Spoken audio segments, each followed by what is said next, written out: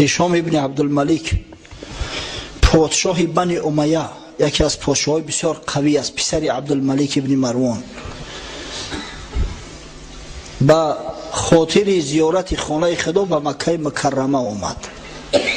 امر کرد به وزراش، گفت ائتونی برجل من الصحابه، یکی از صحابه پیغمبر صلی الله علیه و سلم پیدا کنید، نزد من بیارید صحبت کند، از زمان پیغمبر حدیث های پیغمبر از زبانش بشنویم.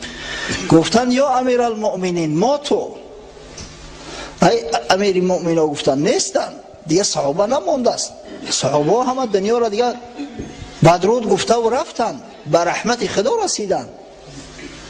گفت فمن التابعین، مادام که از صحابه ها نباشد از میان تابعین یک عالمه اختیار کنه. تابعین کسایی را میگن که صحبت شاگردی صحابه ها به اونا میسر شده است. یک نفر از کبار تابعین حضرت طاووس یمانی را پیدا کردن، گفتن امیر المؤمنین هشام ابن عبدالملک ترا به حضورش دعوت کرده است. آمد حضرت، آمد وقتی که نزد پادشاه مدرومد کفشا را کشید. در حضور پادشاه کفش نمی کشیدن، ممکنه به جنایت بود کشیدن کفش. بعضی ها پاشو ششتگی است، بعضی ها ناششته است، در طول روز پاها عرق میکرد، از همین خاطر ممکنه بود که شخص کفش بکشه و بعد پیش پادشاه بدروید. ای حضرت کفشا را کشید، السلام علیکم و رحمت الله و برکاته گفت. امیر المؤمنینش نگفت، در مقابلش اومد ششت به اجازت رو بروش، گفت کیف انت یا هشام، ای هشام. گفت چه حال داری؟ احوال پرسیش کرد. دیگه هشام خون در سرش زد. یک پادشاه سیاستمدار در شام زندگی میکردن، درباریا می اومدن پاهاشون بوسه میکردن، حتی تو همه حد حرمت و عزت اعتبارشو بلند بود، کسی جرأت نمیکرد یک سخن پست بلند گوید. یک باره یک شخص بیاید به اجازت کفشا را کشیده و در مقابل درو برو بشینه و بگه کیف انت یا هشام، ای هشام چه خیلی سازی؟ گفت این مرده که سرش ببره قتلش کنه. گفتن یا امیر المؤمنین تو در حرم اللهی، در حرم رسول الله صلی الله علیه و سلم، اینجا بطر دمشق نیست، در اینجا شپش کشته نمی شود، در حال احرام حیوانات اینجا را کشته نمی شود. و این مرده که از بزرگای تابعین است، هزارها و صدها هزار مخلص هواخواه داره، تیره کشته نمیتونی در اینجا. گفت یا طاووس ما حملک علی ما صنعت، ای طاووس چی دردت رسید؟ چرا تو اینقدر بی‌ادبی کردی؟ این کارا چرا کردی؟ طاووس گفت ما صنعتو، چی بی‌ادبی کردم؟ گفت چیکار کردم؟ من ندیدم یکم بی‌ادبی در کارم. گفت خلعت نعلیک بحاشیت بساطی ولم تسلم علی بیا امیر المؤمنین و جلست بإیذائی بغیر اذنی ولم تکنینی و قلت کیف انت یا هشام. مرد گفت وزیده بی‌ادبی زیاد میشود، کفشات در پیشم کشیدی، نمیبینی که مردم همه موضوعش و قطعیان. و یا امیر المؤمنینم نگفتی، به اجازه در مقابلم شیشتی. در بعض روایات اومده است گفته است دستما بوسه نکردی، مردم پاهم چک میکنن. و کنیه نام نگرفتی، نام گواره ما جمونده بوده که یا هشام میگوی، کنیه قطعی نام نگرفتی. حضرت طاووس سر ده زانو ششته بود. گفت اما خلع نعل بحاشیت بساطک فإني أخلعها كل يوم 5 مرات بين يدي رب العزة تبارك وتعالى ولا يعاتبني ولا يغضب علي. یا هشام گفت در پیشت کفش ما کشیدم تلخت کفید، الحمدلله من مسلمانم، در روز 5 بار طهارت میکنم، این پاهم تازه و آزاده، ایروی بعضی درباری های تر پاهای من تازه تر خوشتره. من هر روز در حضور پروردگار رب العزه که خالق منت است 5 بار این کوشا را میکشم. بار حضرت خداوندی عتابم نکرد، بار بر من غضب نکرده است، حتی که حس میکنم که خداوند از همین عمل من را خوش میآید. ترا غضبت کرد کجای بیادبی است؟ و اما قولک لم تسلم علی بامیر المؤمنین فلیس کل المؤمنون راضیا بامرتک فخشیت ان اکون کاذبا. گفت این دعوای داره که چرا به من یا امیر المؤمنین نگفتی؟ زیرا که بسیاری از مسلمانان به امیریت راضی نیستند، تا همین پادشاهی را به غصب گرفتگی. از همین خاطر از خدا ترسیدم که ترا امیر المؤمنین بگم، زیرا همه مؤمنان به امیریت راضی نیستند، دروغگو بشیدم. غیرت بینه سبحان الله. یک سخن در پیش پادشاهی میگفتن که ایدو که شمشیرش خون میشکی.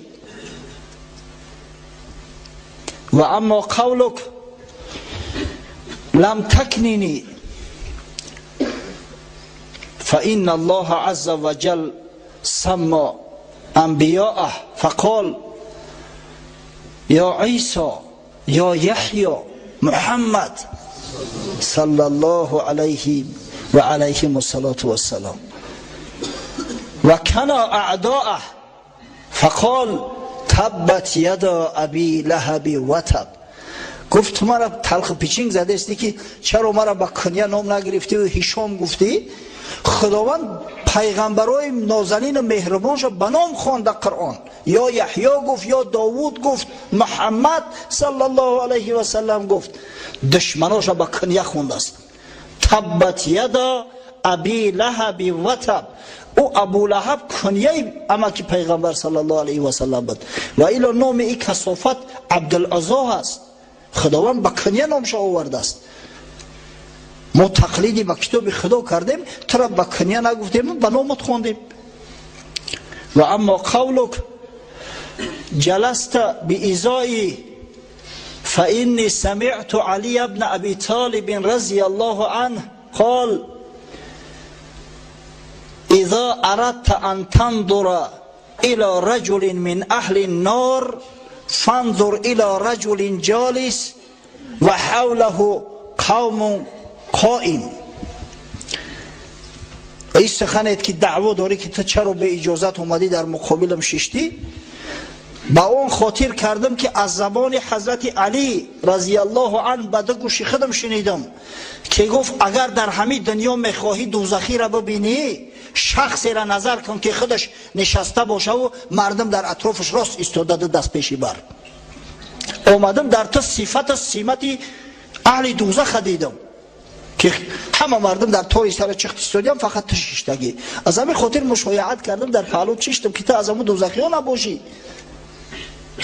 وقتی این سخنا را گفت، هشام ابن عبدالملک در حیاتش خیلی گپی حق نشنیده بود، هوش سرش کند، خچه گم کرد. گفت یا شیخ عزنی. ای شیخ گفت نصیحتم کن، نصیحتم کن. حضرت طاووس گفت سمعت علی ابن ابی طالب. حضرت علی ابن ابی طالب خانواده بنی امیه دشمن میدونستند. در حضور اونا نام علی را هر کس جرأت نمیکرد بگیره، با استثنای حضرت عمر ابن عبدالعزیز عمر ثانی، دیگرها حتی تا به توان شنیدن نام حضرت علی را نداشتند. ای جوان مرد ببینه با حضرت علی که تعلیم گرفته است در نزدش مثال ها آورده است. گفت از زبان شکربار حضرت علی ابن ابی طالب به دو گوش خود شنیدم که گفت این فی النار حیات والاقارب و اقارب کالبغال تلدغ کل امیر لم یعدل فی رعیته. حضرت علی گفت در دوزخ مارها و کژدمها هستند که مثل خچیر و مثل شتر و امیرایی را که عدل نمیکنند در زمان امارتشون، ان همواره تا روز قیامت دائم نشسته میستن و بعد قیامت هم همین کار ادامه مییابد. بعد خیز برمد برفت. هشام نگاه میکرد، گفت این چی کس است، این چی رفتار است، این چی کردار است. یکی از دانشمنداش، یکی از وزراش گفت یا هشام این محتاج پولیت نیست، محتاج همون مبلغایی که به درباریات میتی نیست، این پروای جان خچم نداره، میدونه که اگر کشتش هم شهید میشوه. صحابه پیغمبر صلی الله علیه و سلم انا میخواد خصلت رفتار داشتن. ببینید یک غلام به دست، غلام زنگی، غلام یک یهودی گوسپند میچراند است. وقتی دید که یهودی ها همه سر تا پا مسلح شده ایستادیان و تیار شده استیان، سوال کرد که چی واقعه شده است. گفتن که محمد صلی الله علیه و سلم با لشکرش آمد. گفت این محمد کی است؟ گفتن یک شخصی که دعوای پیغمبری کرده است. یهودی ها گفتن در دل همین مرد خداوند یک نوری انداخت. گفت کنی ابرم تحقیق کنم. همه گوسپندا را پیش کرده آمد به لشکر مسلمانا. او دلش صاف که دارد پروا ندارد. آدم دلش صاف باشه همه را مثل خود حساب میکنه. او دلش سیقل دار. آمد گفت یا محمد صلی الله علیه و سلم. یهودی ها گفتن که تو دعوای پیغمبری میکنی؟ گفت بله من پیغمبر خدا هستم. گفت ما را به چی دعوت میکنی؟ گفت به این که خدا را پرستش کنی، در عبادت خدا کسی و چیزی را شریک نگردونه، به پیغمبری من ایمان بیارید. گفت اگر من همین کار کنم به من چی میرسد؟ گفت در این صورت خداوند تعالی در جنت المأوا مستقر میگردونه. این مرد گفت اشهد ان لا اله الا الله و اشهد انک رسول الله. یا رسول الله، گفت همین گوسپندا در دست من امانت، اینا چیکار کنم؟ اگه شما تصور کنید که مسلمان ها خوشون گرسنه، احوال گفتم. حتی در روایات اومده است که یک یهودی یک دنبه بو گرفتگی گوسپند از بالای قلعه پرتاید، همون مسلمان ها گرفتن استعمال کردن، گشنه بدن. اما امانت که گفت غلام زنگی گفت که این امانت هست، پیغمبر خدا صلی الله علیه و سلم گفت اگر امانت باشن گوسپندا تا پیش و پیش کن بر در وادی حسبا رهاشو کن، انشالله خداوند به صاحبشو میرسونش. و همین غلام زنگی هم گوسفندا را آورد در وادی حسبا رها کرد. گوسفندا راه خونه‌شون نمیدونن کو، سراسیمه طرف قلعه آمدن و همون یهودی هم فهمید که غلامش مسلمان شده بود است، اما تمام گوسفندا را به دستش دادن. از برای خدا شما یک اندیشه کنه که چقدر عدل، چقدر جوانمردی، چقدر امانتداری امروز چی درد رسیده است. برادر به برادر خودش باور نمیکنه یک چیز امانت بگذاره.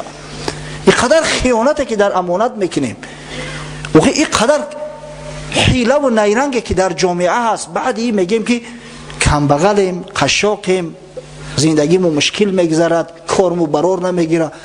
از کجا برار بگیره وقتی که بنام مسلمانیم، مسلمان جغرافیایی هستیم، در صورتی که به فرموده های خدا و پیغمبر عمل نداریم؟ از خدا بترسی برادرو. پیغمبر خدا صلی الله علیه و سلم فرمود آیت النفاق ثلاث، نشانه نفاق سه چیز است. سه چیز هر کسی ده باشه او آدم منافق است. اذا حدث کذب و اذا وعد اخلف و اذا اؤتمن خان. وقتی شخصی که سخن میگوید دروغ میگوید در سخن گفتنش، از برای خدا ما دروغ بیاویم بگید از گفتن راستی ما میکنیم، همه قدر دروغگوی شدیم حسابش گم. پیش رفیقت رفته است تلفنش میکنی کجا دایی یا جوی را نام او خدا جان تماس کنه ماشین تا اگانی اوروها حکد استیان او تو چی زور تو اومده در اینجا دروغ بگوی؟ میگه تو همین درجه رو واقعا امروز دروغ جامعه را فرا گرفته است. باز قسم میخورم بالای همین دروغاشو. وقتی که وعده بتا خلاف وعده کند، وعده خلافی نشانه منافقا است. و نهایت وزنین ترین کار اذا اؤتمن خان، وقتی به کسی امانت را دادن در امانت خیانت کند. ببینه یک غلام زنگیه که مسلمان شده است، جانش خلاص شده است از او یهودی، پیغمبر خدا را سوال میکنه که یا رسول الله همینا در دست من امانت، چیکارش کنم؟ مقصد در دست تو تسلیم کنم، چیکارش کنم؟ خودم بگیرمش؟ حضرت صلی الله علیه و سلم امانت داریش ببینه محمد امینه، گفت بر در وادی حسبا رهاش کن. اگر چند مسلمان‌ها احتیاج داشتن، اگر همون را در جنگ میگرفتن، او غنیمت جنگی بود، برای مسلمان‌ها را از شیر مادرش حلال بود. اما وقتی که امانت است، او غلام به اختیار خود پیش کرده گرفته است آورده استش، ببینه که مسلمان‌ها تا کدام درجه در امانت وفادار بدند و خیانت نمیکردند. امروز هم اگر ما و شما در امانت خیانت نکنیم، اگر دروغ نگیم، حق برادر مسلمان را رعایت کنیم، برای مسلمان چیزی را که برای خود روا نمیبینیم روا نبینیم، انشالله پروردگار همون سطوت و بزرگی را باز از سری نو برای مسلمان عطا میکند. اما هیهات غرض از همین قصه را آوردن اون است که ما و شما عبرت بگیریم بر رفتار و کردار رسول خدا صلی الله علیه و سلم، ما و شما نیز تقلیدی داشته باشیم.